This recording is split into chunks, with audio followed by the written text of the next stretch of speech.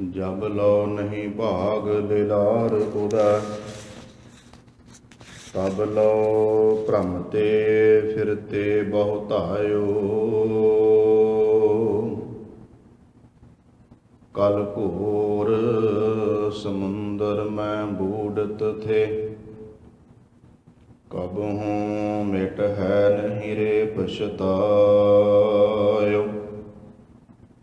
तत् विचार जह मथुरा, जग तारन को अवतार बनायो।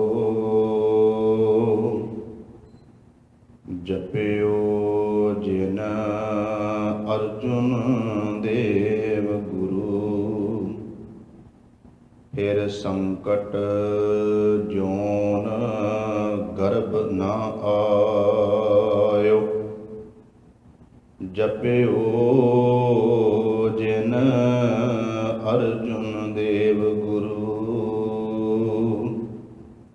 फिर संकट जोन गर्भ न आयो।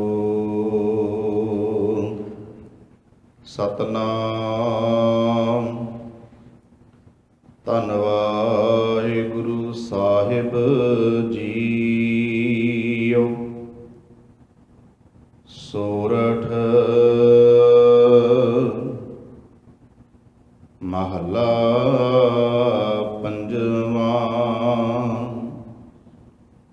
ਘਰ ਦੂਜਾ ਅਸ਼ਟਪਦੀਆਂ। ਇੱਕ ਓੰਕਾਰ ਸਤਿਗੁਰ ਪ੍ਰਸਾਦ। ਪਾਠ ਪੜ੍ਹਿਓ ਅਰ ਵੇਦ ਵਿਚਾਰਿਓ। ਨਿਵਲ ਭੁਯੰਗਮ ਸਾਧੇ, ਪੰਚ ਜਨਾ ਸਿਉ ਸੰਗ ਨਾ ਛੁਟਕਿਓ। ਅਦਿਕ ਅਹਾਂ ਬੁੱਧ ਬਾਧੇ, ਪਿਆਰੇ ਇਨ ਬਿਦ ਮਿਲਨ ਨ ਜਾਈ। ਮੈਂ ਕੀਏ ਕਰਮ ਅਨੇਕਾਂ, ਹਾਰ ਭਰਿਓ ਸੁਆਮੀ ਕੈ ਦੁਆਰਾ। ਦੀਜਾ ਬੁੱਧ ਬਬਿਕਾ, ਪਿਆਰੇ ਇਨ ਬਿਦ ਮਿਲਨ ਨ ਜਾਈ। ਮੈਂ ਕੀਏ ਕਰਮ ਅਨੇਕਾਂ, ਹਾਰ ਭਰਿਓ ਸੁਆਮੀ ਕੈ ਦੁਆਰਾ। ਦੀਜੈ ਬੁੱਧ ਬਬਿਕਾ ਰਹਾਉ। ਮੋਨ ਭਇਓ ਕਰ ਪਾਤੀ ਰਹਿਓ। ਨਗਨ ਫਿਰਿਓ ਬਨ ਮਾਹੀ। ਤਟ ਤੀਰਥ ਸਭ ਧਰਤੀ ਭ੍ਰਮਿਓ। ਦੁਬਿਧਾ ਛੁਟਕੈ ਨਾਹੀ। ਮਨ ਕਾਮਨਾ ਤੀਰਥ ਜਾਏ ਬਸਿਓ। ਸਿਰ ਕਰਵਤ ਧਰਾਏ। ਮਨ ਕੀ ਮੈਲ ਨਾ ਉਤਰੈ ਇਹ ਬਿਦ। ਜੇ ਲਖ ਜਤਨ ਕਰਾਏ। ਕਨਕ ਕਾਮਨੀ ਹੈਵਰ ਗੈਵਰ। ਬਹੁ ਬਿਦ ਦਾਨ ਦਾਤਾਰਾ। ਅੰਨ ਬਸਤਰ ਭੂਮ ਬਹੁ ਅਰਪੇ। ਨਾ ਮਿਲਿਆ ਹਰ ਦੁਆਰਾ। ਪੂਜਾ ਅਰਚਾ ਬੰਦਨ ਡੰਡੌਤ। ਖਟ ਕਰਮ ਰਤ ਰਹਿਤਾ। ਹਉ ਹਉ ਕਰਤ ਬੰਧਨ ਮਹਿ ਪਰਿਆ, ਨਹ ਮਿਲਿਆ ਇਹ ਜੁਗਤਾ।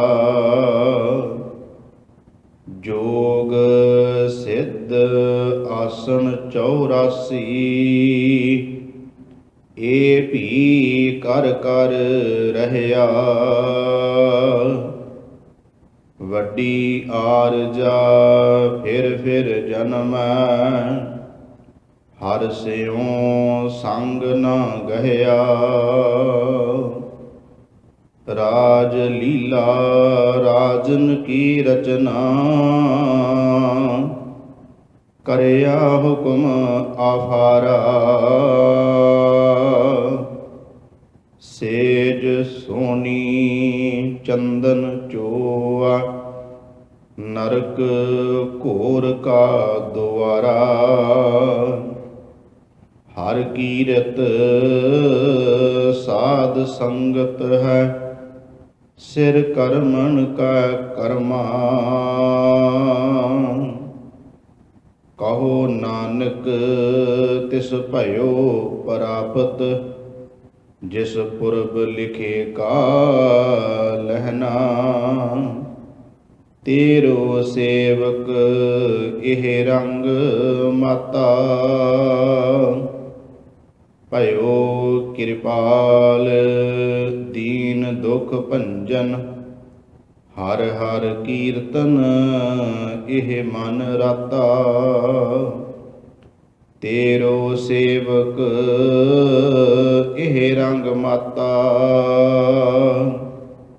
ਭਇਓ ਕਿਰਪਾਲ ਦੀਨ ਦੁਖ ਭੰਜਨ। ਹਰ ਹਰ ਕੀਰਤਨ ਇਹ ਮਨ ਰਾਤਾ। ਰਹਾਉ ਦੂਜਾ। ਵਾਹਿਗੁਰੂ ਜੀ ਕਾ ਖਾਲਸਾ, ਵਾਹਿਗੁਰੂ ਜੀ ਕੀ ਫਤਿਹ। ਪਰਮ ਸਨਮਾਨਯੋਗ ਚਵਰ ਛਤਰ ਤਖਤ ਦੇ ਮਾਲਕ, ਜੁਗੋ ਜੁਗ ਅਟਲ ਧੰਨ ਧੰਨ ਸਤਿਗੁਰੂ ਸ੍ਰੀ ਗੁਰੂ ਗ੍ਰੰਥ ਸਾਹਿਬ ਮਹਾਰਾਜ ਜੀ ਦੀ ਪਾਵਨ ਪਵਿੱਤਰ ਹਜ਼ੂਰੀ ਅੰਦਰ ਸੁਭਾਏਮਾਨ ਗੁਰੂ ਸਵਾਰੇ ਸਤ ਸੰਗੀ ਜਨੋ, ਧੰਨ ਸ੍ਰੀ ਗੁਰੂ ਗ੍ਰੰਥ ਸਾਹਿਬ ਮਹਾਰਾਜ ਜੀ ਦੀ ਅਪਾਰ ਬਖਸ਼ਿਸ਼ ਰਹਿਮਤ ਹੋਈ ਹੈ। ਅੰਮ੍ਰਿਤ ਵੇਲੇ ਤੋਂ ਗਰੀਬ ਨਿਵਾਸ ਸੱਚੇ ਪਾਤਸ਼ਾਹ ਜੀ ਤਖਤ ਸਾਹਿਬ ਤੇ ਪ੍ਰਕਾਸ਼ਮਾਨ ਹੋ ਕੇ ਸੰਗਤਾਂ ਨੂੰ ਦਰਸ਼ਨ ਦੀਦਾਰੇ ਬਖਸ਼ਿਸ਼ ਕਰਕੇ ਨਿਹਾਲ ਕਰ ਰਹੇ ਹਨ।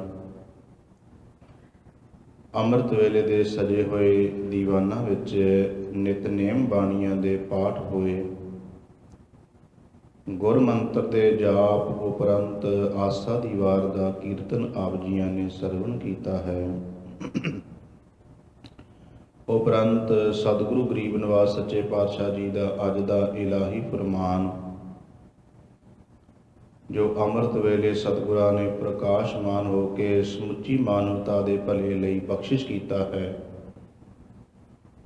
ਉਸ ਦਾ ਪਾਠ ਆਪ ਜੀਆਂ ਨੇ ਸਰਵਣ ਕੀਤਾ ਹੈ। ਅੱਜ ਦਾ ਫਰਮਾਨ ਧੰਨ ਧੰਨ ਸਤਿਗੁਰੂ ਸ੍ਰੀ ਗੁਰੂ ਅਰਜਨ ਦੇਵ ਸੱਚੇ ਪਾਤਸ਼ਾਹ ਜੀ ਦਾ ਇਹ ਪਾਵਨ ਪਵਿੱਤਰ ਸ਼ਬਦ ਰਾਗ ਸੋਰਠ ਵਿੱਚ ਹੈ। ਅਸ਼ਟਪਦੀਆਂ ਦੇ ਸਰਲੇਖ ਹੇਠ ਸਤਿਗੁਰੂ ਮਹਾਰਾਜ ਜੀ ਦਾ ਇਹ ਪਾਵਨ ਪਵਿੱਤਰ ਸ਼ਬਦ ਗੁਰੂ ਗ੍ਰੰਥ ਸਾਹਿਬ ਜੀ ਦੇ ਪਾਵਨ ਅੰਗ 641 ਅਤੇ 42 ਅੰਗ ਤੇ ਇਹ ਪਾਵਨ ਪਵਿੱਤਰ ਸ਼ਬਦ ਸੁਭਾਏਮਾਨ ਹੈ। ਸਤਿਗੁਰੂ ਗੁਰੂ ਅਰਜਨ ਦੇਵ ਮਹਾਰਾਜ ਜੀ ਆਪ ਹੀ ਮਤ ਬੁੱਧ ਬਖਸ਼ਿਸ਼ ਕਰਕੇ ਪਾਵਨ ਪਵਿੱਤਰ ਸ਼ਬਦ ਦੀ ਵਿਚਾਰ ਕਰਵਾ ਲੈਣ।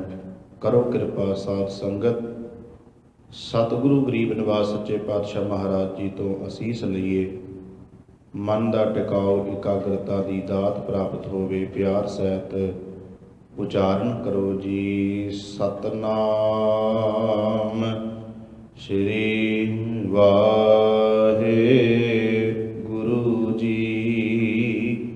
ਸਤਨਾਮ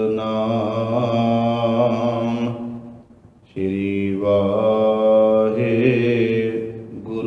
ਜੀ। ਧੰਨ ਸ੍ਰੀ ਗੁਰੂ ਅਰਜਨ ਦੇਵ ਮਹਾਰਾਜ ਜੀ ਅੱਜ ਦੇ ਪਾਵਨ ਪਵਿੱਤਰ ਸ਼ਬਦ ਵਿੱਚ ਜੋ ਬਖਸ਼ਿਸ਼ ਕਰ ਰਹੇ ਹਨ। ਸਾਹਿਬ ਜੀ ਇਸ ਸ਼ਬਦ ਦੇ ਵਿੱਚ ਦੋ ਰਹਾਉ ਆਈਆਂ ਨੇ। ਪਹਿਲੀ ਜਿਹੜੀ ਰਹਾਉ ਦੀਆਂ ਪੰਕਤੀਆਂ ਨੇ ਉਹਨਾਂ ਦੇ ਵਿੱਚ ਇੱਕ ਸਵਾਲ ਰੱਖਿਆ ਹੈ ਤੇ ਅਖੀਰਲੀ ਜਿਹੜੀ ਰਹਾਉ ਵਾਲੀ ਪੰਕਤੀ ਹੈ ਉਹਦੇ ਵਿੱਚ ਇਸ ਸਾਰੇ ਸ਼ਬਦ ਦਾ ਉੱਤਰ ਦਿੱਤਾ ਗਿਆ ਹੈ। ਤੇ ਪਹਿਲੀਆਂ ਜਿਹੜੀਆਂ ਰਹਾਉ ਵਾਲੀਆਂ ਪੰਕਤੀਆਂ ਨੇ ਉਹਨਾਂ ਵਿੱਚ ਸਾਹਿਬ ਜੀ ਕਹਿੰਦੇ ਨੇ, ਪਿਆਰੇ ਇਨ ਵਿਦ ਮਿਲਨ ਨਾ ਜਾਈ, ਮੈਂ ਕੀਏ ਕਰਮ ਅਨੇਕਾਂ। ਹੇ ਪਿਆਰੇ, ਇਸ ਢੰਗ ਨਾਲ, ਇਸ ਤਰੀਕੇ ਦੇ ਨਾਲ ਪਰਮਾਤਮਾ ਨੂੰ ਨਹੀਂ ਮਿਲਿਆ ਜਾ ਸਕਦਾ। ਅਨੇਕਾਂ ਇਹੋ ਜਿਹੇ ਕਰਮ ਕਰਨ ਦੇ ਨਾਲ ਪਰਮਾਤਮਾ ਦੀ ਪ੍ਰਾਪਤੀ ਨਹੀਂ ਹੋ ਸਕਦੀ। ਹਾਰ ਪਰਿਓ ਸੁਆਮੀ ਕੈ ਦੁਆਰੈ, ਦੀਜੈ ਬੁੱਧ ਬਵੇਕਾ। ਹਾਰ ਕੇ ਉਸ ਸੁਆਮੀ ਮਾਲਕ ਪਰਮੇਸ਼ਰ ਦੇ ਸ਼ਰਨ ਵਿੱਚ ਜਾਵੇ ਜੀਵ, ਤੇ ਉਹਦੇ ਕੋਲੋਂ ਪ੍ਰਮਾਤਮਾ ਗੁਰੂ ਪਰਮੇਸ਼ਰ ਕੋਲੋਂ ਉਹਦੇ ਦੁਆਰੇ ਤੇ ਜਾ ਕੇ ਇੱਕ ਮੰਗ ਮੰਗੇ, ਬਵੇਕ ਬੁੱਧ। ਬਵੇਕ ਬੁੱਧ ਪ੍ਰਾਪਤ ਹੋਵੇ ਤਾਂ ਪਿਆਰੇ ਉਸ ਮਾਲਕ ਪ੍ਰਮਾਤਮਾ ਨੂੰ ਮਿਲਿਆ ਜਾ ਸਕਦਾ ਹੈ। ਬਵੇਕ ਬੁੱਧ ਦਾ ਭਾਵ ਇਹ ਹੈ ਜਿਹੜੀ ਬੁੱਧ ਇਹ ਵਿਚਾਰ ਕਰ ਸਕੇ ਕੀ ਚੰਗਾ ਹੈ, ਕੀ ਮਾੜਾ ਹੈ, ਕੀ ਝੂਠ ਕੀ ਹੈ, ਸੱਚ ਕੀ ਹੈ, ਮਨਮਤ ਕੀ ਹੈ, ਗੁਰਮਤ ਕੀ ਹੈ, ਚੰਗਾ ਕੀ ਹੈ, ਮੰਦਾ ਕੀ, ਜਿਹਦੇ ਨਾਲ ਇਹ ਵਿਚਾਰ ਹੋ ਸਕੇ। ਬਵੇਕ ਬੁੱਧ ਦੇ ਨਾਲ ਸਾਹਿਬ ਜੀ ਕਹਿੰਦੇ ਨੇ ਉਹ ਮਾਲਕ ਦੇ ਕੋਲੋਂ ਮੰਗਣੀ ਚਾਹੀਦੀ ਹੈ। ਤੇ ਸ੍ਰੀ ਗੁਰੂ ਅਰਜਨ ਦੇਵ ਮਹਾਰਾਜ ਜੀ ਹੁਣ ਕਿਹੜੀ ਵਿਧੀ ਹੈ ਜਿਹਦੇ ਨਾਲ ਕਹਿੰਦੇ ਨੇ ਕਿ ਪਿਆਰਿਆ ਨਹੀਂ ਮਿਲਿਆ ਜਾ ਸਕਦਾ। ਕਿਹੜੇ ਢੰਗ ਤਰੀਕੇ ਲੋਕ ਅਪਣਾਉਂਦੇ ਰਹੇ ਧਾਰਮਿਕ ਦੁਨੀਆ ਵਿੱਚ ਜਿਨ੍ਹਾਂ ਰਾਹੀਂ ਪਰਮਾਤਮਾ ਪਰਮੇਸ਼ਰ ਨਹੀਂ ਮਿਲਦਾ। ਸਾਹਿਬ ਜੀ ਸ੍ਰੀ ਗੁਰੂ ਅਰਜਨ ਦੇਵ ਮਹਾਰਾਜ ਜੀ ਉਹਨਾਂ ਸਾਰਿਆਂ ਦਾ ਜ਼ਿਕਰ ਕਰਨ ਲੱਗੇ ਨੇ। ਕੀ ਲੋਕ ਕਰਮ ਕਰਦੇ ਸਨ ਪਰਮਾਤਮਾ ਵਾਹਿਗੁਰੂ ਦੀ ਪ੍ਰਾਪਤੀ ਵਾਸਤੇ, ਤੇ ਉਹਨਾਂ ਕਰਮਾਂ ਕਰਨ ਦੇ ਨਾਲ ਰੱਬ ਪਰਮਾਤਮਾ ਕਿਉਂ ਨਹੀਂ ਮਿਲਦਾ। ਸ੍ਰੀ ਗੁਰੂ ਅਰਜਨ ਦੇਵ ਮਹਾਰਾਜ ਜੀ ਉਹਦਾ ਕਾਰਨ ਵੀ ਦੱਸਣਗੇ। ਫਿਰ ਉਹਦੀ ਪ੍ਰਾਪਤੀ ਕਿਵੇਂ ਹੈ, ਸਤਿਗੁਰੂ ਗਰੀਬ ਨਿਵਾਜ ਪਾਤਸ਼ਾਹ ਮਹਾਰਾਜ ਜੀ ਗੁਰਮਤਿ ਦਾ ਸਿਧਾਂਤ ਵੀ ਬਖਸ਼ਿਸ਼ ਕਰਨਗੇ। ਪਹਿਲਾਂ ਗੁਰੂ ਸਾਹਿਬ ਮਹਾਰਾਜ ਜੀ ਨੇ ਕਰਮਕਾਂਡੀ ਲੋਕਾਂ ਦਾ ਇਹਨਾਂ ਸ਼ਬਦਾਂ ਦੇ ਵਿੱਚ ਕਾਫੀ ਜ਼ਿਕਰ ਕੀਤਾ ਹੈ। ਅਖੀਰ ਤੇ ਜਾ ਕੇ ਫਿਰ ਗੁਰਮਤਿ ਦਾ ਸਿਧਾਂਤ ਬਖਸ਼ਿਸ਼ ਕੀਤਾ ਹੈ। ਤੋ ਸਤਿਗੁਰੂ ਕਿਰਪਾ ਕਰ ਰਹੇ ਨੇ। ਸ਼ਬਦ ਦੀ ਆਰੰਭਤਾ ਹੁੰਦੀ ਹੈ ਸੋਰਠ ਮਹੱਲਾ ਪੰਜਵਾਂ। ਸੋਰਠ ਰਾਗ ਵਿੱਚ ਗੁਰੂ ਅਰਜਨ ਦੇਵ ਜੀ ਦਾ ਪਾਵਨ ਪਵਿੱਤਰ ਸ਼ਬਦ। ਘਰ ਦੂਜਾ, ਦੂਜੇ ਘਰ ਵਿੱਚ ਗਾਉਣ ਦੀ ਹਦਾਇਤ ਹੈ। ਅਸ਼ਟਪਦੀਆਂ 8 ਬੰਦ ਹਨ ਇਸ ਸ਼ਬਦ ਦੇ। ਅਸ਼ਟਪਦੀ ਤੋਂ ਭਾਵ ਹੁੰਦਾ ਹੈ ਸ਼ਬਦ ਦੇ 8 ਬੰਦ ਨੇ। ਇੱਕ ਓੰਕਾਰ ਸਤਿਗੁਰ ਪ੍ਰਸਾਦ, ਪਰਮਾਤਮਾ ਇੱਕ ਹੈ, ਸਰਬ ਵਿਆਪਕ ਹੈ, ਤੇ ਉਸ ਦੀ ਸੂਝ ਬੂਝ ਸਮਝ ਸਤਿਗੁਰ ਪ੍ਰਸਾਦ ਗੁਰੂ ਦੀ ਕਿਰਪਾ ਦੁਆਰਾ ਹੀ ਹੋ ਸਕਦੀ ਹੈ। ਤੋ ਸਾਹਿਬ ਹੁਣ ਉਹਨਾਂ ਕਰਮ ਕਾਂਡਾਂ ਦਾ ਜ਼ਿਕਰ ਕਰਨ ਲੱਗੇ ਨੇ ਜਿਨ੍ਹਾਂ ਦੇ ਨਾਲ ਜਿਹੜੀ ਰਹਾਉ ਵਾਲੀ ਪੰਕਤੀ 'ਚ ਕਿਹਾ ਨਾ ਕਿ ਪਿਆਰੇ ਇਨ ਵਿਦ ਮਿਲਨ ਨਾ ਜਾਈ, ਉਹ ਕਿਹੜੀ ਵਿਧੀ ਹੈ ਜਿਹੜੀ ਲੋਕੀ ਅਪਣਾਉਂਦੇ ਰਹੇ ਤੇ ਗੁਰੂ ਸਾਹਿਬ ਨੂੰ ਕਹਿਣਾ ਪੈ ਗਿਆ ਵੀ ਨਹੀਂ ਇਸ ਤਰ੍ਹਾਂ ਪਰਮਾਤਮਾ ਦੀ ਕੋਈ ਪ੍ਰਾਪਤੀ ਹੋ ਸਕਦੀ। ਤੋ ਸਾਹਿਬ ਪਹਿਲੀਆਂ ਪੰਕਤੀਆਂ ਵਿੱਚ ਕਿਰਪਾ ਕਰ ਰਹੇ ਨੇ। ਪਾਠ ਪੜਿਓ ਅਰ ਵੇਦ ਵਿਚਾਰਿਓ, ਨਿਵਲ ਭੁਯੰਗਮ ਸਾਧੇ। ਪਹਿਲੀ ਪੰਕਤੀ ਵਿੱਚ ਗੁਰੂ ਸਾਹਿਬ ਨੇ ਕਿਹਾ ਕਿ ਪਾਠ ਪੜ੍ਹਨ ਨਾਲ, ਵੇਦਾਂ ਦੀ ਵਿਚਾਰ ਕਰਨ ਦੇ ਨਾਲ, ਨਿਉਲੀ ਕਰਮ ਕਰਨ ਦੇ ਨਾਲ, ਸਤਿਗੁਰੂ ਗਰੀਬ ਨਿਵਾਜ ਪਾਤਸ਼ਾਹ ਮਹਾਰਾਜ ਜੀ ਕਹਿੰਦੇ ਨੇ ਭੁਯੰਗਮ ਸਾਧੇ। ਇਹ ਸਾਧਨਾ ਕਰਨ ਨਾਲ, ਭੁਜੰਗ ਕਹਿੰਦੇ ਨੇ ਸੱਪ ਨੂੰ, ਨਿਉਲੀ ਕਰਮ ਦਾ ਭਾਵ ਹੁੰਦਾ ਹੈ ਕਿ ਜੀਵ ਨੇ ਸਿੱਧੀ ਆਪਣੀ ਕੰਡ ਨੂੰ ਰੱਖ ਕੇ ਬੈਠਣਾ ਹੈ। ਤੋ ਸਤਿਗੁਰੂ ਗਰੀਬ ਨਿਵਾਜ ਸੱਚੇ ਪਾਤਸ਼ਾਹ ਮਹਾਰਾਜ ਜੀ ਕਹਿੰਦੇ ਨੇ ਕਿ ਮਨੁੱਖ ਨੇ ਕੀ ਯਤਨ ਕੀਤਾ। ਪਹਿਲੀ ਪੰਕਤੀ ਵਿੱਚ ਕਹਿੰਦੇ ਕਿ ਪਾਠ ਕੀਤਾ, ਵਿਚਾਰ ਕੀਤੀ, ਨਿਉਲੀ ਕਰਮ ਕੀਤੇ। ਹੁਣ ਕੀ ਇਸ ਦੇ ਅਰਥ ਕੀ ਕਰਾਂਗੇ ਵੀ ਗੁਰੂ ਅਰਜਨ ਦੇਵ ਜੀ ਮਹਾਰਾਜ ਪਾਠ ਕਰਨ ਤੋਂ, ਵੇਦਾਂ ਦੀ ਵਿਚਾਰ ਕਰਨ ਤੋਂ ਰੋਕ ਰਹੇ ਨੇ ਵੀ ਜੇ ਪਾਠ ਕਰਨ ਨਾਲ ਤੇ ਵਿਚਾਰ ਕਰਨ ਨਾਲ ਰੱਬ ਨਹੀਂ ਮਿਲਣਾ ਤੇ ਫਿਰ ਕੀ ਲਾਭ ਹੈ। ਅਗਲਾ ਕਹੇਗਾ ਫਿਰ ਬਾਣੀ ਪੜ੍ਹਨ ਦਾ ਕੀ ਫਾਇਦਾ ਹੈ, ਫਿਰ ਬਾਣੀ ਵਿਚਾਰਨ ਦਾ ਕੀ ਫਾਇਦਾ ਹੈ। ਸਤਿਗੁਰੂ ਗਰੀਬ ਨਿਵਾਸ ਸੱਚੇ ਪਾਤਸ਼ਾਹ ਮਹਾਰਾਜ ਜੀ ਦਾ ਇੱਥੇ ਕਹਿਣ ਤੋਂ ਜਿਹੜਾ ਭਾਵ ਹੈ ਉਹ ਇਹ ਹੈ ਕਿ ਐ ਮਨੁੱਖ, ਤੂੰ ਪਾਠ ਤਾਂ ਕੀਤਾ ਹੈ, ਪਰ ਪਾਠ ਕਰਕੇ ਵਿਚਾਰ ਵੀ ਕਰ ਲਈ ਹੈ, ਤੇ ਜੋ ਪਾਠ ਕੀਤਾ, ਜੋ ਵਿਚਾਰ ਕੀਤੀ ਹੈ, ਉਹਨੂੰ ਜ਼ਿੰਦਗੀ 'ਚ ਕਮਾਇਆ ਕਿ ਨਹੀਂ ਕਮਾਇਆ, ਗੱਲ ਇੱਥੇ ਖੜੀ ਹੈ। ਕਿਉਂਕਿ ਸਤਿਗੁਰੂ ਗਰੀਬ ਨਿਵਾਜ ਪਾਤਸ਼ਾਹ ਮਹਾਰਾਜ ਜੀ ਸਾਨੂੰ ਰੋਜ਼ ਹੀ ਆਸਾ ਦੀ ਵਾਰ ਵਿੱਚ ਨਾ ਰੋਜ਼ਾਨਾ ਹੀ ਗਰੀਬ ਨਿਵਾਸ ਸੱਚੇ ਪਾਤਸ਼ਾਹ ਮਹਾਰਾਜ ਜੀ ਦੇ ਅਸੀਂ ਇਹ ਸ਼ਬਦ ਸੁਣਦੇ ਹਾਂ ਆਸਾ ਦੀ ਵਾਰ ਵਿੱਚ। ਸਾਹਿਬ ਜੀ ਕਹਿੰਦੇ, ਪੜ ਪੜ ਗੱਡੀ ਲੱਦੀਐ, ਪੜ ਪੜ ਭਰੀਐ ਸਾਧ, ਪੜ ਪੜ ਬੇੜੀ ਪਾਈਐ, ਪੜ ਪੜ ਗੱਡੀਐ ਖਾਦ, ਪੜੀਐ ਜੇਤੇ ਬਰਸ ਬਰਸ, ਪੜੀਐ ਜੇਤੇ ਸਾਸ। ਸਤਿਗੁਰੂ ਗਰੀਬ ਨਿਵਾਜ ਪਾਤਸ਼ਾਹ ਮਹਾਰਾਜ ਕਹਿੰਦੇ, ਪੜੀਏ ਜੇਤੇ ਆਰਜਾ, ਪੜੀਏ ਜੇਤੇ ਸਾਸ। ਹੁਣ ਸਤਿਗੁਰੂ ਮਹਾਰਾਜ ਜੀ ਕਹਿੰਦੇ ਨੇ ਭਈ ਇੰਨਾ ਪੜਿਆ, ਪੜ ਪੜ ਕੇ ਗੱਡੇ ਹੀ ਲੱਦ ਲੈ। ਸਤਿਗੁਰੂ ਗਰੀਬ ਨਿਵਾਜ ਪਾਤਸ਼ਾਹ ਮਹਾਰਾਜ ਜੀ ਕਹਿੰਦੇ ਨੇ, ਹਰ ਸਵਾਸ ਨਾਲ ਹੀ ਤੂੰ ਪੜੀ ਗਿਓ, ਤੇ ਪਰ ਕੀ ਪੜਨਾ ਮਨਾ ਕਰਤਾ? ਸਾਹਿਬ ਜੀ ਕਹਿੰਦੇ ਨਹੀਂ, ਨਾਨਕ ਲੇਖੈ ਇੱਕ ਗੱਲ ਹੋਰ ਹਉਮੈ ਚਖਣਾ। ਝਾਕ ਦਾ ਮਤਲਬ ਇਹ ਬਣ ਗਿਆ। ਸਤਿਗੁਰੂ ਗਰੀਬ ਨਿਵਾਜ ਪਾਤਸ਼ਾਹ ਮਹਾਰਾਜ ਜੀ ਕਹਿੰਦੇ ਇੱਕ ਗੱਲ ਤੋਂ ਭਾਵ ਹੈ ਕਿ ਕੀ ਉਸ ਵਿੱਚ ਜੋ ਪਾਠ ਪੜ੍ਹਨ ਦੇ ਵਿੱਚ ਜੋ ਵਿਚਾਰ ਦਿੱਤੀ ਗਈ ਹੈ, ਉਹਨੂੰ ਜੀਵਨ 'ਚ ਕਮਾਇਆ ਕਿ ਨਹੀਂ ਕਮਾਇਆ। ਗੱਲ ਸਾਰੀ ਦੀ ਸਾਰੀ ਗੁਰਬਾਣੀ ਦੀ ਇੱਥੇ ਖੜੀ ਹੈ ਕਿ ਮਨੁੱਖ ਸਤਿਗੁਰੂ ਗਰੀਬ ਨਿਵਾਜ ਪਾਤਸ਼ਾਹ ਜੀ ਦੇ ਬਚਨਾਂ ਦੀ ਕਮਾਈ ਕਰਦਾ ਹੈ ਕਿ ਨਹੀਂ ਕਰਦਾ। ਸਤਿਗੁਰੂ ਤਾਂ ਇਸ ਤੱਕ ਕਹਿੰਦੇ ਨੇ, ਕਿਨਕਾ ਏਕ ਜਿਸ ਜੀ ਬਸਾਵੇ, ਤਾਂ ਕਿ ਮਹਿਮਾ ਗਨੀ ਨਾ ਆਵੇ। ਤੋ ਇਹਨੂੰ ਹੋਰ ਸੌਖਾ ਸਮਝਣ ਲਈ ਉਹ ਕਹਿ ਸਕਦੇ ਹਾਂ ਕਿ ਮਨੁੱਖ ਨੇ ਪਾਠ ਪੜ੍ਹ ਲਿਆ ਨਿਰਭਉ ਦਾ। ਨਿਰਭਉ ਦਾ ਪਾਠ ਭਾਵ ਕਿ ਨਿਰਭਉ ਵਾਲੀਆਂ ਪੰਕਤੀਆਂ ਪੜ੍ਹ ਲਈਆਂ।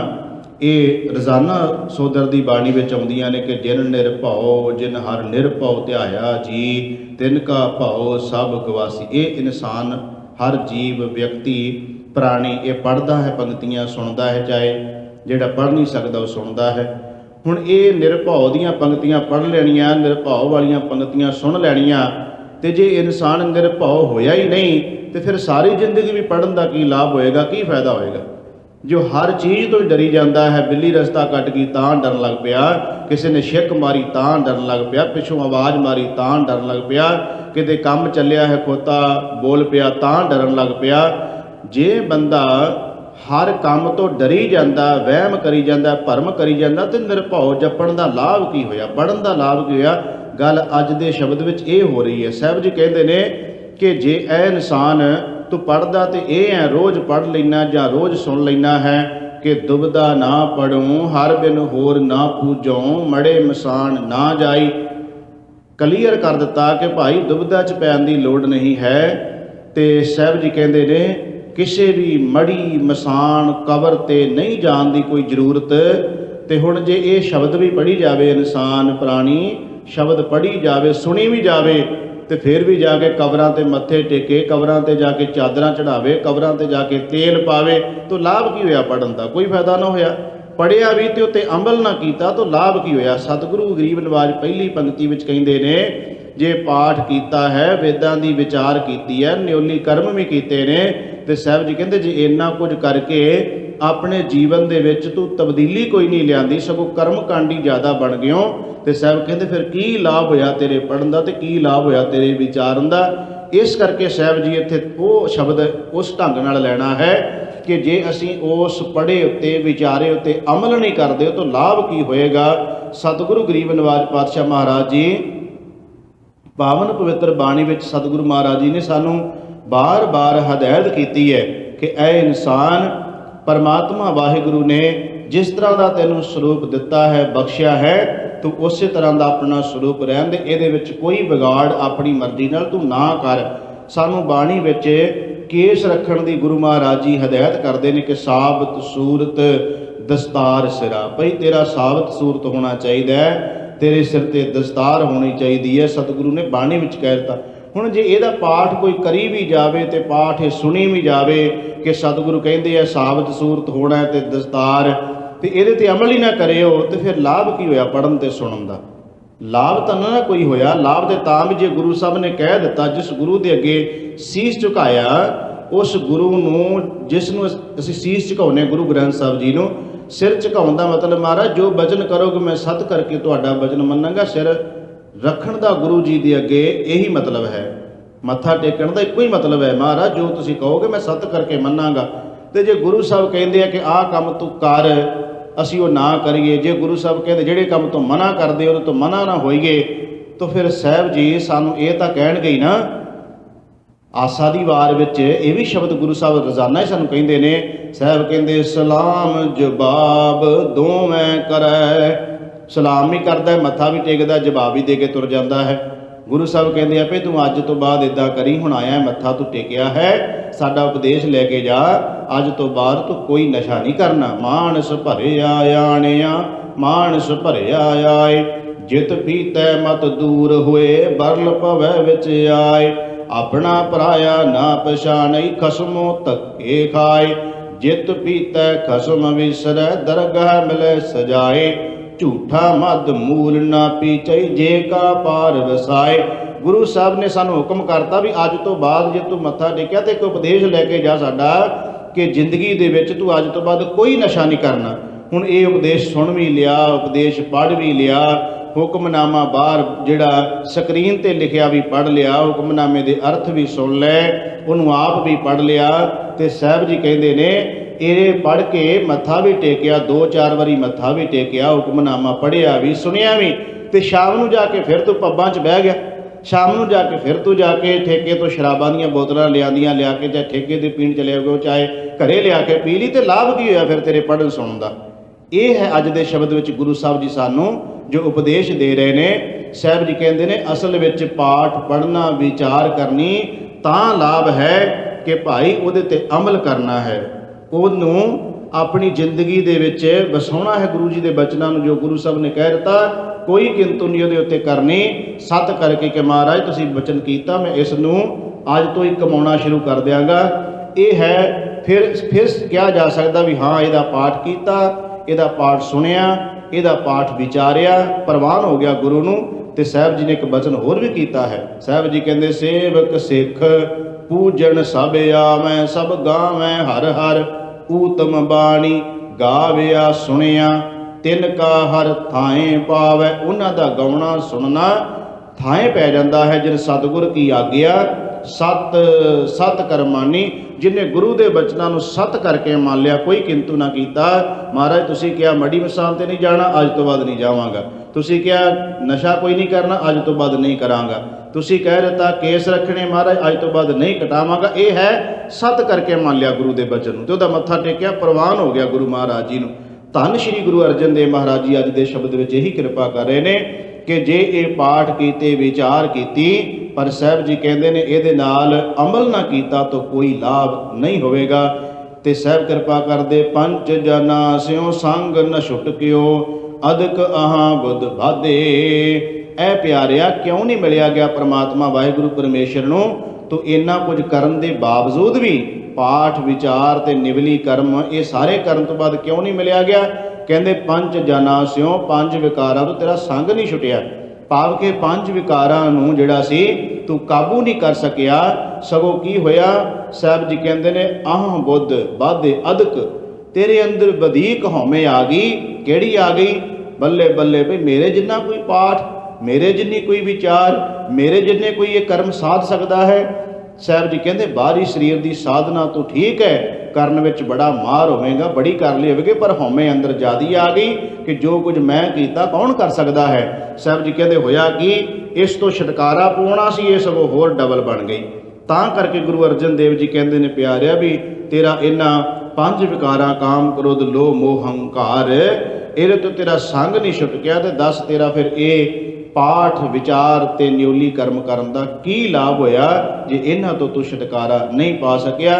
ਸਾਹਿਬ ਜੀ ਨੇ ਪਹਿਲੀ ਪੰਕਤੀ ਵਿੱਚ ਕਹਿਤਾ ਕਿ ਪਿਆਰਿਆ ਇਸ ਤਰੀਕੇ ਨਾਲ ਨਹੀਂ ਮਿਲਿਆ ਜਾ ਸਕਦਾ, ਕਿਉਂਕਿ ਤੂੰ ਅਮਲ ਵਿੱਚ ਕੋਈ ਆਪਣੇ ਗੁਰੂ ਦੇ ਬਚਨ, ਰੱਬ ਦੇ ਸਿਧਾਂਤ ਨੂੰ ਨਹੀਂ ਜ਼ਿੰਦਗੀ 'ਚ ਲਿਆਂਦਾ, ਤਾਂ ਕਰਕੇ ਤੈਨੂੰ ਪਰਮਾਤਮਾ ਨਹੀਂ ਮਿਲ ਸਕਿਆ। ਤੇ ਸਾਹਿਬ ਕਿਰਪਾ ਕਰਦੇ ਨੇ ਹੁਣ ਦੂਸਰੇ ਬੰਦ ਵਿੱਚ ਸਾਹਿਬ ਜੀ ਕਹਿੰਦੇ ਮੋਨ ਭਇਓ ਕਰ ਪਾਤੀ ਰਹਿਓ, ਨਗਨ ਫਿਰਿਓ ਬਨ ਮਾਹੀ। ਹੁਣ ਸਤਿਗੁਰੂ ਮਹਾਰਾਜ ਜੀ ਕਹਿੰਦੇ ਅੱਗੇ ਉਹਨਾਂ ਲੋਕਾਂ ਦਾ ਜ਼ਿਕਰ ਕਰ ਦਿੱਤਾ। ਮੋਨ ਦਾ ਮਤਲਬ ਹੁੰਦਾ ਮੋਨੀ ਹੋ ਜਾਣਾ, ਬੋਲਣਾ ਨਾ। ਕਰ ਪਾਤੀ, ਕਰ ਕਹਿੰਦੇ ਨੇ ਹੱਥਾਂ ਨੂੰ, ਪਾਤੀ ਮੈਨੇ ਹੁੰਦਾ ਪੱਤਰ। ਨਗਨ ਫਿਰਿਓ ਬਨ ਮਾਹੀ, ਬਨ ਕਹਿੰਦੇ ਨੇ ਜੰਗਲ ਨੂੰ।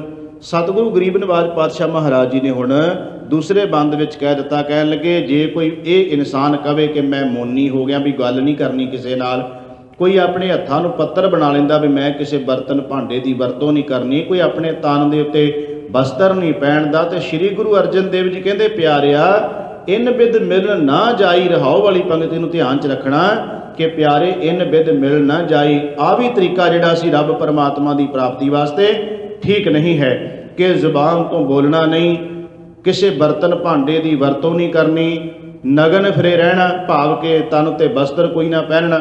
ਸਤਿਗੁਰੂ ਗਰੀਬ ਨਿਵਾਜ ਪਾਤਸ਼ਾਹ ਮਹਾਰਾਜ ਜੀ ਨੇ ਜਪਜੀ ਸਾਹਿਬ ਦੇ ਪਹਿਲੀ ਹੀ ਪੌੜੀ ਵਿੱਚ ਸਤਿਗੁਰੂ ਮਹਾਰਾਜ ਜੀ ਨੇ ਕੁਝ ਕਰਮ ਕਾਂਡਾਂ ਦਾ ਜ਼ਿਕਰ ਕੀਤਾ ਹੈ। ਸਾਹਿਬ ਜੀ ਕਹਿੰਦੇ ਨੇ ਸੋਚੈ ਸੋਚ ਨਾ ਹੋਵਈ, ਜੇ ਸੋਚੀ ਲੱਖ ਵਾਰ। ਸਤਿਗੁਰੂ ਮਹਾਰਾਜ ਜੀ ਕਹਿੰਦੇ ਨੇ ਭਈ ਲੱਖਾਂ ਵਾਰ ਤੂੰ ਤੀਰਥਾਂ ਤੇ ਆਪਣੇ ਤਨ ਦਾ ਇਸ਼ਨਾਨ ਕਰਵਾ ਲਿਆ, ਪਰ ਅੰਦਰ ਦੀ ਤੇਰੇ ਮਨ ਦਾ ਸੁੱਚ, ਅੰਦਰ ਦਾ ਜਿਹੜਾ ਮਨ ਸੀ ਉਹਦਾ ਇਸ਼ਨਾਨ ਨਾ ਹੋ ਸਕਿਆ, ਬਾਹਰੀ ਤਨ ਦਾ ਕੇਵਲ ਇਸ਼ਨਾਨ ਤੂੰ ਕਰਵਾਇਆ। ਤੇ ਸਾਹਿਬ ਜੀ ਕਹਿੰਦੇ ਨੇ ਇਹ ਲੱਖਾਂ ਵਾਰੀ ਵੀ ਤੂੰ ਕਰ ਲਵੇਂ, ਅੰਦਰ ਦਾ ਜਿਹੜਾ ਮਨ ਹੈ ਪਵਿੱਤਰ ਨਹੀਂ ਹੋ ਸਕਦਾ। ਕਈ ਇਹ ਨਾ ਸੋਚ ਲੈਣ ਕਿ ਜੇ ਤਨ ਦਾ ਇਸ਼ਨਾਨ ਜਿਹੜਾ ਗੁਰੂ ਸਾਹਿਬ ਕਹਿੰਦੇ ਲੋੜ ਕੋਈ ਨਹੀਂ, ਤੇ ਫਿਰ ਨਹਾਉਣ ਦੀ ਕੀ ਜ਼ਰੂਰਤ ਹੈ। ਨਹੀਂ ਗੁਰਮੁਖੋ, ਇਹ ਤਨ ਦਾ ਇਸ਼ਨਾਨ ਤੇ ਸਾਡੇ ਸਰੀਰ ਦੀ ਜਿਹੜੀ ਹੈ ਸ਼ੁੱਧਤਾ ਵਾਸਤੇ ਹੈ, ਅਸੀਂ ਸਰੀਰ ਨੂੰ ਸਾਫ਼ ਸੁਥਰਾ ਰੱਖਣਾ ਹੈ। ਤਨ ਦਾ ਇਸ਼ਨਾਨ ਸਿਰਫ ਸਰੀਰ ਦੀ ਸਫਾਈ ਨਾਲ ਸੰਬੰਧ ਹੈ, ਇਹਦਾ ਮਨ ਦੀ ਸਫਾਈ ਨਾਲ ਕੋਈ ਸੰਬੰਧ ਨਹੀਂ। ਪਰ ਕੋਈ ਇਹ ਨਾ ਕਵੇ ਕਿ ਫਿਰ ਲੋੜ ਹੀ ਕੋਈ ਨਹੀਂ ਹੈ ਇਸ਼ਨਾਨ ਕਰਨ ਦੀ, ਬਾਹਰੀ ਤਨ ਨੂੰ ਕਾਹਦੇ ਵਾਸਤੇ ਰੋਜ਼ ਆਪਾਂ ਧੋਂਦੇ ਫਿਰਨਾ। ਨਹੀਂ, ਜਿਹੜਾ ਤਨ ਧੋਣਾ ਇਹ ਆਪਾਂ ਬਾਹਰੀ ਸਫਾਈ ਰੱਖਣੀ ਹੈ ਤੇ ਮਨ ਦਾ ਇਸ਼ਨਾਨ ਗੁਰਬਾਣੀ ਨਾਲ। ਤੋ ਸਾਹਿਬ ਜੀ ਕਹਿੰਦੇ ਸੋਚੈ ਸੋਚ ਨਾ ਹੋਵੇ, ਜੇ ਸੋਚੀ ਲੱਖ ਵਾਰ, ਚੁੱਪੈ ਚੁੱਪ ਨਾ ਹੋਵੇ, ਜੇ ਲਾਏ ਰਹਾ ਲਿਵਤਾਰ। ਇੱਥੇ ਚੁੱਪੈ ਚੁੱਪ ਦਾ ਉਹੀ ਭਾਵ ਬਣ ਗਿਆ ਕਿ ਚੁੱਪ ਕੀਤੇ ਰਹਿਣਾ। ਸਾਹਿਬ ਕਹਿੰਦੇ ਲਗਾਤਾਰ ਕੋਈ ਸਮਾਧੀ ਲਾ ਕੇ ਬੈਠਾ ਰਵੇ, ਤੇ ਕਿਹੜੀ ਚੀਜ਼ ਜਿਹੜੀ ਅੰਦਰ ਚੁੱਪ ਨਹੀਂ ਕਰਦੀ, ਉਹ ਮਨ ਹੈ ਜਿਹੜਾ ਹਰ ਵੇਲੇ ਅੰਦਰੋਂ ਫੁਰਨੇ ਬਣਾਈ ਜਾਂਦਾ ਹੈ, ਢਾਈ ਜਾਂਦਾ, ਫੁਰਨੇ ਬਣਦੇ ਰਹਿੰਦੇ, ਢਾਈਦੇ ਰਹਿੰਦੇ ਨੇ। ਸਾਹਿਬ ਕਹਿੰਦੇ ਉਹ ਫੁਰਨਿਆਂ ਨੂੰ ਬੰਦ ਕਰਨਾ ਸੀ, ਰੋਕਣੇ ਤਾਂ ਫੁਰਨੇ ਸੀ, ਚੁੱਪ ਤਾਂ ਮਨ ਨੂੰ ਕਰਾਉਣਾ ਸੀ, ਤੂੰ ਚੁੱਪ ਮੂੰਹ ਤੋਂ ਹੋ ਗਿਆ। ਇਹ ਵੀ ਤਰੀਕਾ ਠੀਕ ਨਹੀਂ। ਭੁੱਖਾ ਭੁੱਖ ਨਾ ਉਤਰੀ, ਜੇ ਬੰਨਾ ਪੁਰੀਆਂ ਭਾਰ। ਸਾਹਿਬ ਜੀ ਕਹਿੰਦੇ ਨੇ ਜੇ ਕੋਈ ਇਹ ਕਹਿੰਦਾ ਕਿ ਮਨ ਨੂੰ ਰਜ਼ਾ ਲਓ, ਸਾਹਿਬ ਜੀ ਕਹਿੰਦੇ ਤ੍ਰਿਸ਼ਨਾ ਦੇ ਅਧੀਨ ਰਹਿਣ ਵਾਲਾ ਬੰਦਾ ਕਦੀ ਰੱਜ ਸਕਦਾ ਹੈ, ਇਹ ਵੀ ਤਰੀਕਾ ਠੀਕ ਨਹੀਂ ਹੈ। ਤੇ ਸਤਿਗੁਰੂ ਗਰੀਬ ਨਿਵਾਜ ਪਾਤਸ਼ਾਹ ਕਹਿੰਦੇ ਸਹਿਸ ਸਿਆਣਪਾਂ ਲੱਖ ਹੋਵੇ ਤਾਂ ਇੱਕ ਨਾ ਚੱਲੇ, ਨਾਲ ਉੱਪਰਲੀਆਂ ਦਸੀਆਂ ਸਿਆਣਪਾਂ ਜਿਹੜੀਆਂ ਨੇ ਸੋਚ ਪਵਿੱਤਰਤਾ ਵਾਲੀ, ਮਨ ਦਾ ਜਿਹੜਾ ਸੀ ਮੁਖ ਤੋਂ ਚੁੱਪ ਕਰ ਜਾਣ ਵਾਲੀ, ਜਾਂ ਤ੍ਰਿਸ਼ਨਾ ਦੇ ਅਧੀਨ ਜਿਹੜਾ ਜੀਵ ਹੈ, ਕਹਿੰਦੇ ਇਹ ਲੱਖਾਂ ਯਤਨ ਕਰਨ ਨਾਲ ਰੱਬ ਦੀ ਪ੍ਰਾਪਤੀ ਨਹੀਂ। ਫਿਰ ਗੁਰੂ ਸਾਹਿਬ ਕੀ ਕਹਿੰਦੇ ਨੇ ਜਪਜੀ ਸਾਹਿਬ ਦੀ ਹੀ ਪੌੜੀ ਵਿੱਚ, ਸਾਹਿਬ ਜੀ ਕਹਿੰਦੇ ਕਿਵ ਸਚਿਆਰਾ ਹੋਈਏ। ਫਿਰ ਕਿਹੜਾ ਢੰਗ ਤਰੀਕਾ ਹੋ ਸਕਦਾ ਹੈ ਕਿ ਸਚਿਆਰ ਬਣੇ ਜਾਈਏ। ਤੇ ਸਾਹਿਬ ਜੀ ਨੇ ਜਵਾਬ ਦੇ ਦਿੱਤਾ ਕਿ ਕਿਵ ਸਚਿਆਰਾ ਹੋਈ ਹੈ, ਕਿਵ ਕੂੜੈ ਟੁੱਟੈ ਪਾਲ। ਕਿਸ ਤਰ੍ਹਾਂ ਕੂੜ ਦੀ ਕੰਧ ਢਹਿ ਸਕਦੀ ਹੈ। ਹੁਕਮ ਰਜ਼ਾਈ ਚੱਲਣਾ, ਨਾਨਕ ਲਿਖਿਆ ਨਾਲ ਉਹਦੀ ਰਜ਼ਾ 'ਚ ਚੱਲਣਾ, ਉਹਦੇ ਹੁਕਮ ਨੂੰ ਕਮਾ ਲੈਣਾ। ਇਸ ਤਰ੍ਹਾਂ ਸਾਹਿਬ ਜੀ ਕਹਿੰਦੇ ਮਿਲਿਆ ਜਾ ਸਕਦਾ। ਤੇ ਧੰਨ ਸ਼੍ਰੀ ਗੁਰੂ ਅਰਜਨ ਦੇਵ ਜੀ ਕਿਰਪਾ ਕਰਦੇ ਨੇ, ਕਹਿੰਦੇ ਇਨਸਾਨ ਮੋਨੀ ਹੋ ਗਿਆ। ਤੇ ਭਗਤ ਕਬੀਰ ਸਾਹਿਬ ਜੀ ਦਾ ਇੱਕ ਸ਼ਬਦ ਹੈ, ਉਹ ਕਹਿੰਦੇ ਸੰਤ ਮਿਲਿਆ ਕਿ ਸੁਣੀਏ ਕਹੀਏ, ਮਿਲੇ ਅਸੰਤ ਮਸਤ ਕਰ ਰਹੀ। ਉੱਥੇ ਜ਼ਰੂਰ ਸ਼ਬਦ ਵਰਤਿਆ ਹੈ ਕਿ ਜੇ ਕੋਈ ਅਸੰਤ ਦਾ ਭਾਵ ਹੈ ਕਿ ਉਹ ਇਨਸਾਨ ਮਿਲਦਾ ਹੈ ਜਿਹਦੇ ਅੰਦਰ ਕੋਈ ਸੱਚ ਧਰਮ ਦਇਆ ਪਰਉਪਕਾਰ ਵਾਲੇ ਗੁਣ ਨਹੀਂ, ਉਹਦੇ ਕੋਲੇ ਬੈਠੋਗੇ ਤੇ ਉਹੋ ਜਿਹੀਆਂ ਗੱਲਾਂ ਹੀ ਕਰੇਗਾ, ਤੁਹਾਨੂੰ ਬੁਰੀਆਂ ਗੱਲਾਂ ਦੱਸ ਕੇ ਬੁਰੇ ਬੰਨੇ ਤੋਰ ਦੇਗਾ। ਉੱਥੇ ਚੁੱਪ ਕਰ ਜਾਓ, ਜਾਂ ਜਿੱਥੇ ਬੋਲਣ ਹਾਰੀਏ ਤਿੱਥੇ ਚੰਗੀ ਚੁੱਪ, ਉੱਥੇ ਜ਼ਰੂਰ ਚੁੱਪ ਕਰਨ ਦਾ ਜ਼ਿਕਰ ਕੀਤਾ ਹੈ।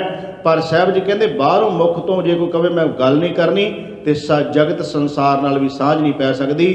ਜਬ ਲਗ ਦੁਨੀਆ ਰਹੀਏ ਨਾਨਕ ਕਿਛ ਸੁਣੀਏ ਕਿਛ ਕਹੀਏ। ਦੁਨੀਆ 'ਚ ਰਹਿਣਾ ਤੇ ਫਿਰ ਕੁਝ ਸੁਣਨਾ ਪਏਗਾ, ਕੁਝ ਕਹਿਣਾ ਪਏਗਾ। ਤੋ ਸਤਿਗੁਰੂ ਜੀ ਕਹਿੰਦੇ ਇਹ ਵੀ ਤਰੀਕਾ ਠੀਕ ਨੇ। ਜਿਹੜੇ ਮੋਨੀ ਹੋ ਗਏ ਉਹਨਾਂ ਦਾ ਤਰੀਕਾ ਵੀ ਠੀਕ ਨਹੀਂ। ਜਿਹੜੇ ਕਹਿੰਦੇ ਬਸਤਰ ਹੀ ਨਹੀਂ ਪਹਿਨਣੇ ਤਨ ਤੇ, ਇਹ ਵੀ ਤਰੀਕਾ ਠੀਕ ਨਹੀਂ ਹੈ। ਸਾਹਿਬ ਜੀ ਕਹਿੰਦੇ ਜਿਹੜੇ ਜੰਗਲਾਂ ਦੇ ਵਿੱਚ ਭਟਕ ਰਹੇ ਨੇ ਆਪਣੇ ਤਨ ਦੇ ਬਸਤਰ ਲਾ ਕੇ, ਇਹ ਵੀ ਨਹੀਂ ਤਰੀਕਾ।